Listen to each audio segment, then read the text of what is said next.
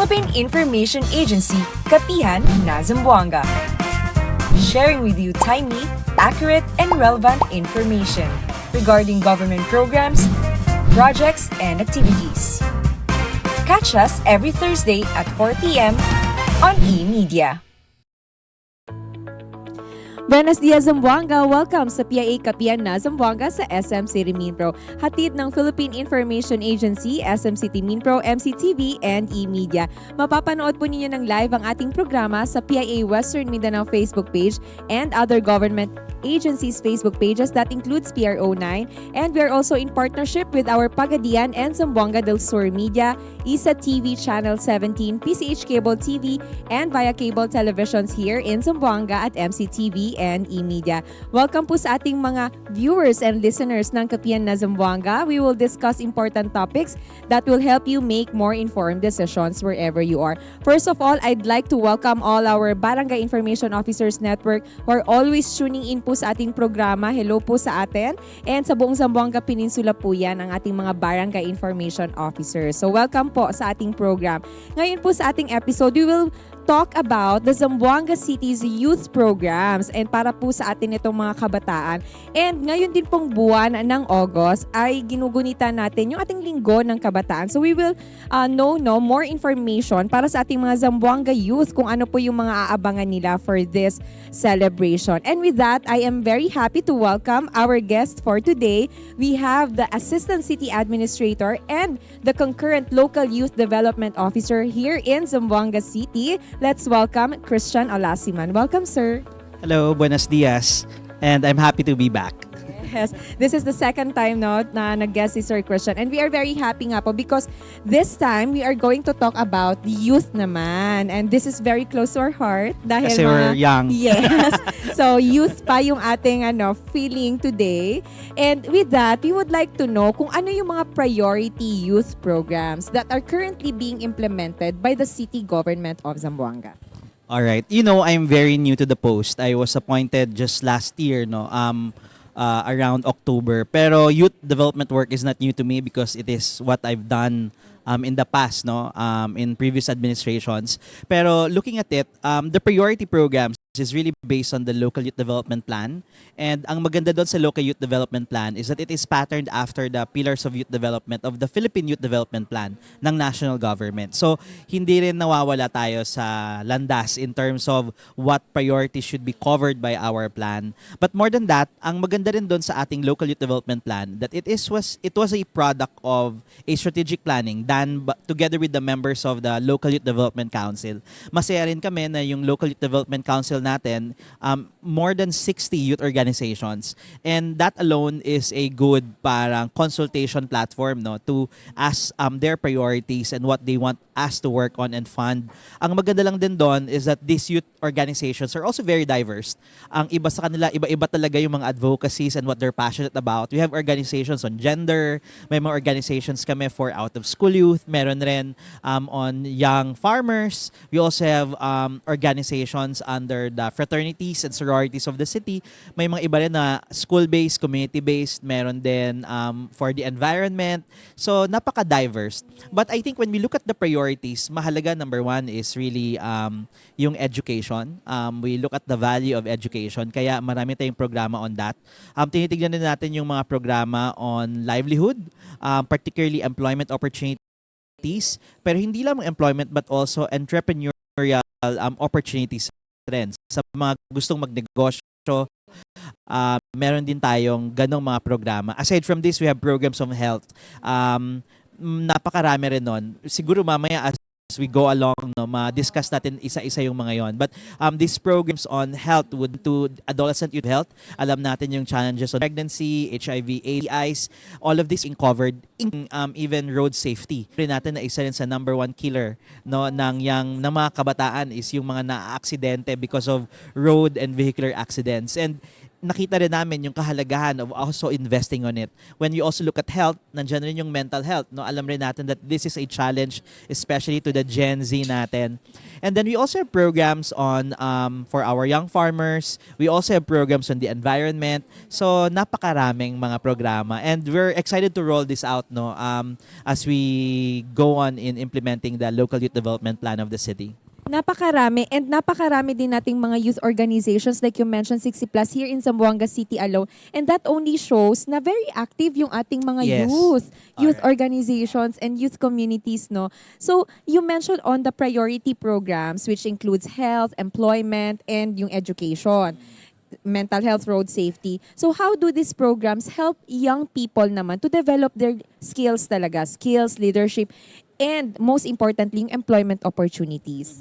You know, we just recently concluded yung Road to 3E. I think a few weeks ago. Yung Road to 3E is a program in partnership with the Jóvenes Alianza de Zamboanga. It's also a youth organization who is also a member of the LYDC. At lumalabas nga doon na tinignan natin yung problema ng out-of-school youth. And when we look at the problem of the out-of-school youth, tatlo lang yung gusto nilang mangyari sa buhay nila. One, makapagbalik ng pag-aaral kasi nag-stop sila along the way for many reasons. It can be because walang panggastos araw-araw, walang pang school supplies, walang prom project, walang pambaon.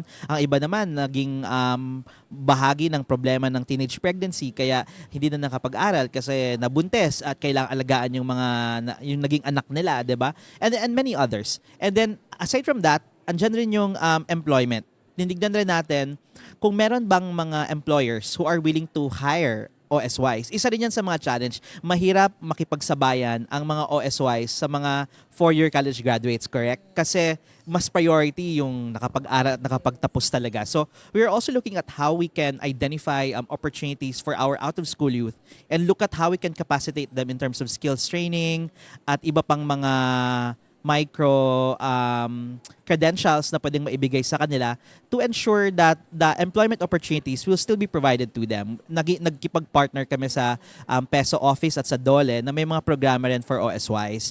Pero hindi lamang yan job fair automatically, no? Bahagi rin ng programa ay yung pag-prepare sa kanila, even in simple preparation like paano ba gumawa ng application letter, paano ba gumawa ng resume for example, how to prepare them for an interview for example. Kasi syempre wala silang experience, wala rin sa school, no? So walang mga pagkakataon na mabigyan sila ng opportunities to work even on those small things, no? Pero mahalagang bagay yon because for you to land a job, yung mga basic na preparations prior should also be ensured na naibigay sa kanila yung mga skills na yon. And then yung pangatlo ay yung entrepreneurship.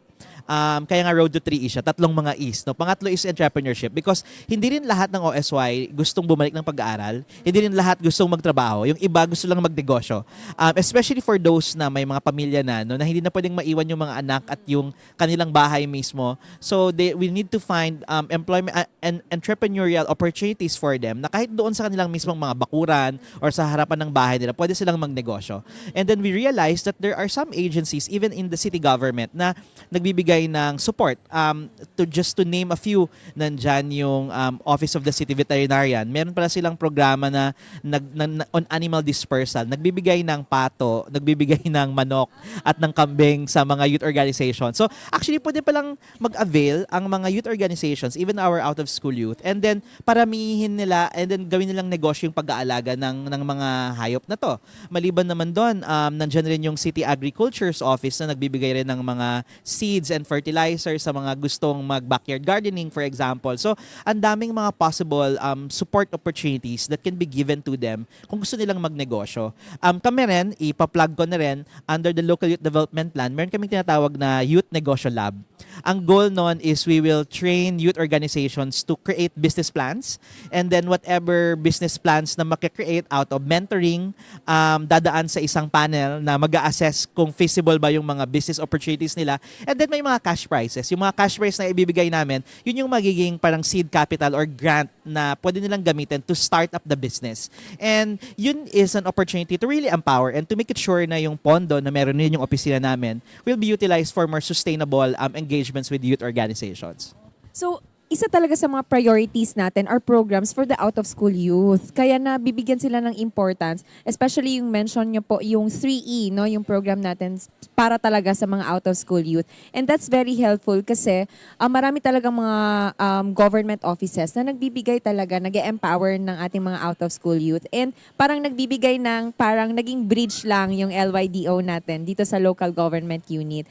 You talked about earlier na isa sa mga concern din natin, aside from the entrepreneur, parang yung ating livelihood and education and yung ating, yung entrepreneurship. One concern is the health, which is isa din yung mental health, no? And psychosocial support services. Na meron ba tayong available services on this para sa ating mga young communities here in the city? We identified two programs. Yung isa is yung capacitating the school and the communities in preventing suicide. And then meron din kaming isa pang programa on mental wellness. And etong mga programs na to are really driven towards mental health concerns, no? Dahil alam natin na napaka-vulnerable ng mga kabataan ngayon on ang daming issues on depression, napaka-sensitive rin. Sinasabi ko nga iba yung generation natin siguro compared to the Gen Z now na napaka-bilis lang, napaka-vulnerable nung kabataan ngayon. And maybe because it is also the impact of many things. Alam natin yung impact rin ng social media na siguro yung when we grew up, wala siya, no, sa picture. Pero ngayon, yung habang bata pa lang, ang liliit pa lang, exposed na to it. And ang daming standards na ini-impose ng social media na parang feeling nila pagka hindi nila na-reach yung mga standards na, or hindi sila nag-match doon sa framing ng mga Which causes depression yes, na. kasi parang hindi maibigay ng family or ng parents. So, ang feeling nila napabayaan sila. But they also have to look at how that there is life even outside of social media, and what we see online is not necessarily true and is not applicable in all aspects, no? So, isa rin yun sa mga kailangan nating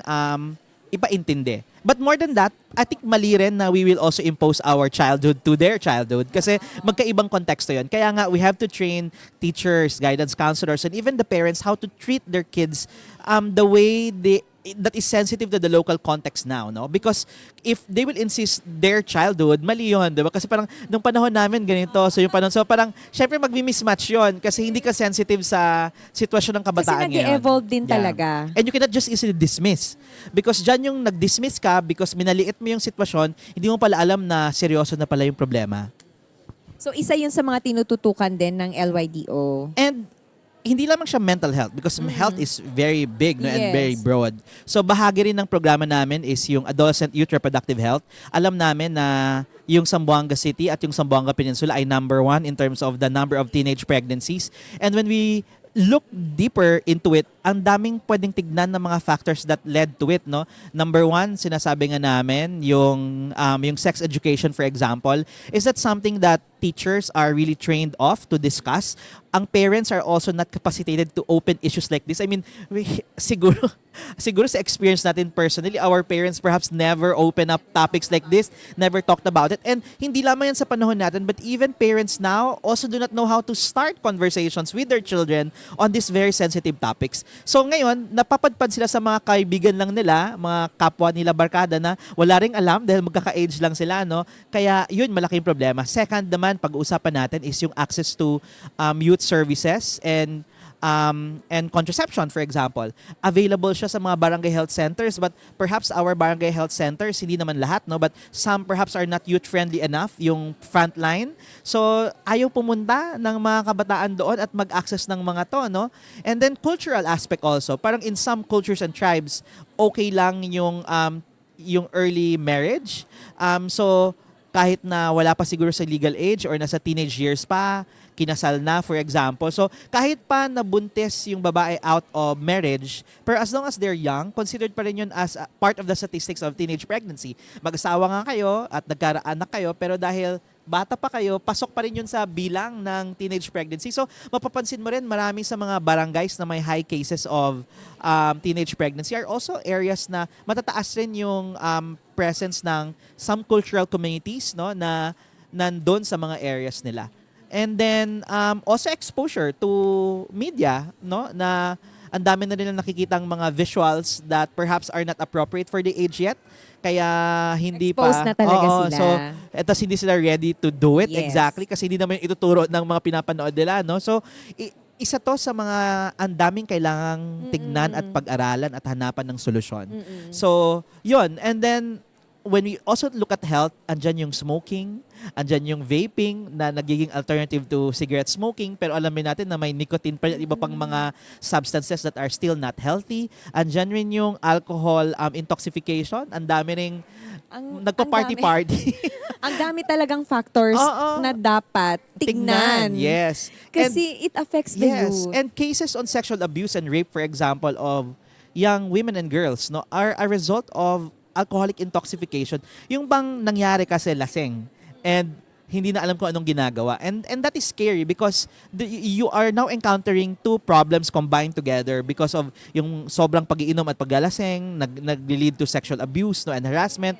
Ang daming mga gitong mga cases and that is something that we'd like to also address. May campaign rin po kami na nakalaan na doon mismo sa local youth development plan to also address this problem. So, health alone, ang daming issues. Lahat ng concern na yan, kailangan tutukan kasi lahat din ng concern na yan nagsisimula sa edad na yan eh. Yes. Sa teenage years, Yes, sa yes. youth. So, kailangan din siyang tutukan. Hindi lang on health, lahat marami talagang dapat tutukan na factors na kailangan nating gabayan yung ating youth. Even in road safety, nabanggit ko kanina, bahagi rin ng programa namin sa Local Youth Development Plan is yung Road Safety Summit. Kasi nga sinasabi ko, number one killer din ng mga kabataan ay yung mga vehicular accidents. Kung titignan mo yan, isa rin yan sa malaking problema ng kabataan. Kasi number one, titignan natin parents allow their kids to have motorcycles at a very young age. Fina-facilitate pa yung pagkuha ng license na alam mo namang hindi pa ready. Tapos second, yun rin yung sinasabi nilang cool kid na aura na dapat Ayaw nilang magsuot ng ayaw na helmet na mag-helmet, yung for protection. mga ganyan. Tapos isama mo pa doon sa pag-iinom, tas lasing na nag-drive. So ayun ang resulta, nabangga, 'di ba? So ang daming pwedeng tignan. Even kami rin from the LGU perspective, yung enforcement rin ng mga ordinance natin and laws na nagpapabawal nga ng mga ganitong klaseng situation sa ating mga daanan, road signages, and many others, ang daming pwedeng tignan. And that is just one aspect also of health and public policy na kami rin at the Local Youth Development Office, we're trying to also look into and find solutions. Yung local youth development plan po ba natin is ano yung plan, ano yung inclusive dates or It's a years? 3-year plan. It's a 3-year plan. Starting 2026. Yes. So yes.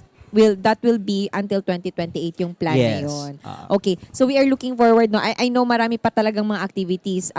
Last time when you mentioned all these activities, talagang nakalatag na lahat ng programs, mga seminars and talks together with our youth organizations. But how can the youth become involved talaga sa ating mga city programs and volunteer initiatives? Napaka-easy, no, in terms of online because present naman kami in terms of yung general na SOCMED platforms natin. They can reach out sa Local Youth Development Office. Pero ang maganda doon is that ang daming members ng LYDC na nasa mga barangays and communities and schools. So, napaka-easy for them to connect with us. Siguro what we encourage young people is to find a youth organization that resonates with what you're passionate about or what your advocacies are, because from there, once na itong mga youth organizations na to are also registered members of the Local Youth Development Council, maganda, mabilis na lang yung channeling, no, and networking. And then eventually, they'll be involved in the many programs, projects, and activities that we will be rolling out. Sa mga organizations naman who are not yet members of the LYDC, may link lang din, napakadali lang. They just have to fill out if they're interested to apply and be part. You know, sa ordinansa sinasabi na yung members lamang ng LYDC ay nasa 19. Maximum na yon. Pero sinasabi ko, nakalagay rin naman sa ordinansa na pwedeng paramihin as long as gusto. So sabi natin, paramihin natin. Kasi sabi ko, let us not disengage organizations at pumili lang ng top 19 or top 20 na organizations. Kung kaya naman, the more, the merrier, the better. Because mas nagiging impactful tayo pagka mas maraming involved. You know, we just recently partnered with the Council of the Greeks. Alam mo, ang daming mga agencies siguro takot makipag-partner sa mga fraternities kasi perhaps there's a misconception of whether it's a legit youth organization. Pero alam mo, yung Council of the Greeks, they have more than 70,000 members all over the city. Ganong karami, 'di ba? And kumbaga sa bawat barangay may mga fraternities. While we know that there are also issues with some fraternities, but we are trying to also address these problems. And hopefully, maging part sila ng network ng mga youth organizations sa LYDC para mas marami tayong ma-reach, mas ma-expand natin yung coverage natin. At makapag-intervene rin tayo sa mga concerns mismo ng mga fraternities natin. Ang daming mga OSYs and even students na yung organization ng nila ay frat. Hindi sila involved in any organizations. Nasa fraternities lang sila. So kung hahayaan lang din natin sila at sila lang, 'di ba? Sayang rin naman. Why not tap them as well as a potential source of manpower and human resource, but at the same time allow them to also be part as one of the beneficiaries of our projects, programs and activities para mas marami pang matutunan yung ating mga fraternity members. And totoo, more and more fraternity groups, organizations are active talaga. Nakikita Yes, natin sila. They are yes. very visible. So why not nga makipag-partner sa kanila para mas mapalawak yung ating mga advocacies? You mentioned na around 60 na yung organizations natin and you mentioned din na hindi tayo naglilimit. So how about kapag meron pa talagang mga additional organizations Naka-open lang that kami. that They're all would welcome like to to be join? part Okay, of the so LYDC. via online lang message, ganon. Yes, So yes. yung process ba ng pakikipag-coordinate sa inyo is Madali very lang naman. easy lang din? When you apply, for example, there's a link. There's a Google form actually that you'll have to fill out. You'll have to submit your constitution and bylaws, your set of officers, who are your members, para makita lang din namin na legit youth organization ka talaga. You have a structure, you have membership, and then eventually it will be assessed and then you will be already be considered and accredited as part of the LYDC. May mga quarterly meetings rin kami and iba pang mga special meetings na tinatawag from time to time pagka nag-roll out ng mga programs, then they can start participating. Hindi lamang yan mga fraternities but even iba pang mga organizations, SK, involved din sila, PIAP, 4-H clubs, no, yung mga young farmers natin, bahagi rin sila ng ating LYDC network. So how do you work naman po with the Sangguniang Kabataan? In the structure of the LYDC, sa Local Youth Development Council, the chairperson is the SK Federation President. For Zamboanga City, that's CJ Delipe, who's also the president of the Federation of our SK chairperson. So, umuupo sila. Yung vice chair din is also their vice president. So, sila yung technically yung heads, no, ng LYDC. Kami naman, sa LYDO, kami yung secretariat. And then yung mga members are really the youth organizations already. So, bahagi po sila. As a matter of fact, in relation to the Linggo ng Kabataan celebration, we just met with the SK Federation also officers kasi sila rin yung nag-lead rin, no, maliban sa opisina namin in terms of identifying what programs or activities will be done in the celebration this month of August. Yes. Based on your observations, what are the biggest challenges facing the youth of Zamboanga City today? I think ang dami, no? Ang dami ko nga nang Ang discuss dami na ng mga, natin na-mention ng mga kanina. problema. But I think it's really, one, the need to provide opportunities for them to be engaged. Kasi hindi naman lahat interesado lang sa isang bagay. Yun yung sinasabi ko, sa OSYs lang, 3 is yun, diba? But I think provide more opportunities for them to be involved. May iba dyan na gusto lang mag-hike, ang iba gusto lang sports, ang iba gusto lang mag-pickleball, ang iba siguro puro ML lang yung life nila. Pero alam mo, itong mga advocacies na to are entry points for government and for the LYDO and LYDC to reach out to them. Take advantage of their interest and their passion, no? Para hindi naman ma-infiltrate, but to be able to provide opportunities for them to be engaged. Kasi iba-iba yung mga interest ng mga kabataan and nasa discovery phase pa lang yan sila by that time, no? Exploratory pa nga talaga, no? But we want that the government would be able to provide several platforms for them to be engaged para maging part sila ng ating mga programa. Maliban sa opportunities, I think it's also about still finding a voice. Yung engagement at saka yung paghahanap ng boses mo. Sinasabi ko rin na hindi pwede. Sa kabataan kasi ngayon, nandun lang yan sa social media. Sabi ko, they have to start going offline also and really live with, you know, real communities and real problems. Kasi ang iba, pag may reklamo, post lang yan. Tapos after that, okay na ako. Yun na yung youth engagement ko. At sinasabi ko, pseudo-engagement ang tawag ko dyan. It's not real engagement. Kasi real engagement is really talking to real people on the ground, reaching out to the communities, try to address the problem. Kasi yung pagpo-post, while it is considered acceptable, pero it should not end there. It should not end with just an online post ranting about problems that you are encountering. Ang kailangan natin ay real people going out of social media, going out of their screens, and really connecting and making a difference in the communities. Yun yung kailangan natin. Kaya nga. Kaya I think it's very helpful yung ating mga ginagawang mga youth forums. Yes. I know meron tayong speak out, continuous yung speak Every month yun, out. hopefully Oo. ma-retain namin yung frequency ng Oo, mga kasi speak out isa siyang forum. platform for the youth to voice out their concerns. So, may mga specific concerns or discussions tayo doon, and then pwede silang makarelate din ng Yes. kanilang mga experiences using that platform. Yung pinaka-latest nga na speak out engagement namin, yung speak out Zamboanga Forum, was all about budget, paano ka ginagawa.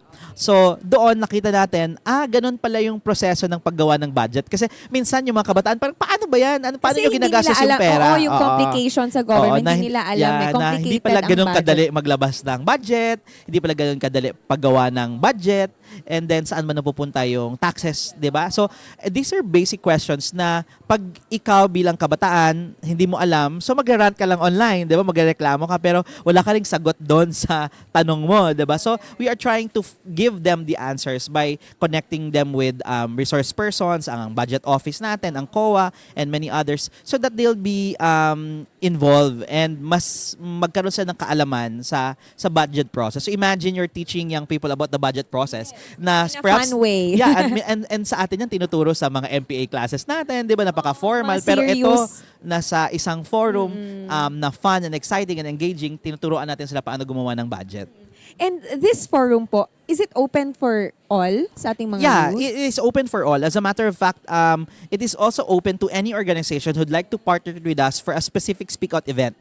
Like, kung gusto mong magkaroon ng speak out about the environment or speak out about the power situation in Zamboanga or speak out even of being a pet lover or kung ano ba na feeling nila, anything under the sun na alam mong mainit na pinag-uusapan and at the same time, critical rin and valuable to be discussed, then ipapasok natin yon sa lineup natin. Yes. Tapos ang target audience talaga natin is the youth. So talagang yes. And we also helpful. connect them with agencies who can provide clear-cut answers to these concerns that they're raising during our Speak Out forum. So looking forward tayo para ma-encourage ang more youth to join itong Speak Out Zambo. Very familiar talaga ako sa Speak Out Zambo dahil isa kami sa mga pioneer. Yes, sa inyo nagsimula yun, Sa amin di ba? nagsimula yun. Yung ano na yan, yung program na yan. So, kaya alam ko na it will benefit talaga a lot of youth, young, mapa OSY man or yung mga In in school or natin. community-based organizations, Yes. Sayang yung opportunity to learn. Especially kapag very interesting yung mga topics natin. With that, sir, ngayong Linggo ng Kabataan, how significant po ba itong celebration na itong Linggo ng Kabataan and how important nga ba talaga yung ating mga kabataan sa development ng ating community? You know, the youth is the largest and the most dominant sector in society. Ibig sabihin, kung numbers lang titignan, napakalaking porsyento ng total population ng Pilipinas ay kabataan. At mahalaga that during the celebration of the Linggo ng Kabataan, we highlight the role and the situation of young people. And for Zamboanga City, we've lined up several programs. August 12 is International Youth Day. Yun din yung pinaka-peak rin ng Linggo ng Kabataan. So, on that day, merong Marcha de los Jóvenes, may parade yan ng mga SK organizations, LYDC members, and other youth groups. And then, pagdating doon sa venue natin sa Paseo del Mar, hopefully the weather will allow us to do it there. We are expecting CJ Dalipe to deliver her State of the Youth Address. At least alam rin nila kung yun nga, paano napupunta at saan napupunta ang budget. And then there's also an organizational fair. So, yung mga 60 youth organizations natin will set up their own mga booth para pwede magkaroon ng recruitment kung gusto nilang magkaroon ng more members. And then for young people also na walang youth organization, pwede silang maghanap doon, di ba? Whatever that resonates with them. And then at the same time, we will also highlight our programs, projects, and activities during the celebration. Maliban doon, may mga competitions rin, may mga job fairs during Linggo ng Kabataan, meron ring mga test the skills training, even DICT trainings. So we have also partnered with several government agencies to help us expand the opportunities during the celebration of the Linggo ng Kabataan. Even nakita ko sa programa, may mga hip-hop dance competition, mga ganyan. And then there are also yung tinatawag nating youth city officials, yung parang youth city mayor, youth city vice mayor, yung parang nag-i-internship sila for 1 week sa mga government agencies. So, sumasama sila sa mayor. So, pag ikaw ay youth city mayor, you join the mayor in his daily routines, no? So, ganun rin. Pag ikaw ang youth city vice mayor, you join Ma'am Beng in her activities rin. Pag youth city councilor ka, you also join your counterparts. Even youth city department heads, meron rin. So, they also partner with the department heads and learn. Kasi parang mas natututunan nila yung works and ways around the LGU. But at the same time, parang ma-expose rin sila. It's really a leadership formation also for them. Exciting yung ating mga aabangan. But of course, it doesn't stop there sa Linggo ng Kabataan. Tuloy-tuloy yung program. Gaya nga ng nasabi po ni Sir Christian na yung kanilang Local Youth Development Plan is a 3-year plan. So tuloy-tuloy talaga itong mga programa natin for the youth. So dapat lang tayo maging actively participating, no? Or yung monitoring yung kanilang social media accounts para makapag-join din tayo for those youth na interested pa, no, to join other organizations or youth groups or even yung mga programs lang ng mga talks, seminars, forums po ng ating Local Youth Development Council and ating office. With that, sir, any message sa ating mga kabataan na nanonood ngayon sa ating programa? Yes, this August is the Linggo ng Kabataan. We encourage our young people in Zamboanga City to participate, find time to be involved in the many programs, projects, and activities that we've lined up for you.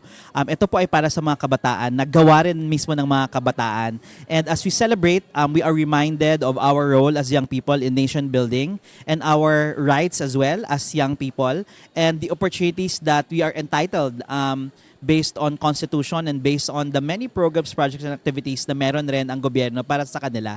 Because it is a government that listens, it is a government that cares, it is a government that provides opportunities and recognizes the role of young people to also take the lead. You know, you should not wait to be adults to be leaders. As young as you are, you can be a leader as long as you believe and you embrace the opportunity of leadership and governance. Thank you, Sir Christian. Thank you. Learning all these plans and programs, no, para sa ating mga kabataan. Swerte po yung ating mga Zamboanga youth dahil andito po yung ating LYDC, LYDO na nag-guide sa atin. And of course, yung ating sangguniang kabataan din. Napakarami po nating opportunities, no, to join in dito po sa ating mga organizations sa Zamboanga City. With that, again, we would like to thank for the presence of our Assistant City Administrator po ng Zamboanga City and the concurrent Local Youth Development Officer, Sir Christian Olasiman. Thank you very much for this time.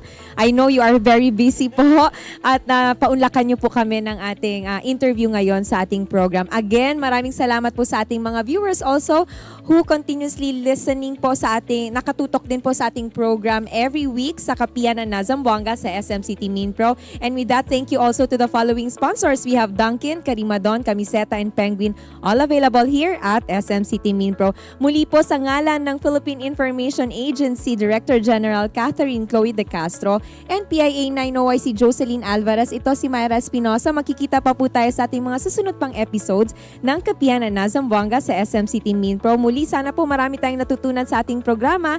Thank you very much po. Muchísimas gracias. Mas pinadali na ang government transactions sa tulong ng eGovPH Super App. Pwedeng-pwede mo nang magawa ang lahat ng ito. I-download ang eGov app sa iyong smartphone o tablet mula sa App Store o Google Play Store. Pagkatapos, ilagay ang iyong mobile number at i-authenticate gamit ang one-time PIN o OTP para marehistro ang iyong account. Saka ilagay ang iyong mga pangunahing impormasyon at kumpletuhin ang facial recognition technology para sa verifikasyon ng iyong pagkakakilanlan. Para sa mas mabilis at mas maayos na serbisyong panggobyerno, gamitin na ang eGovPH Super App.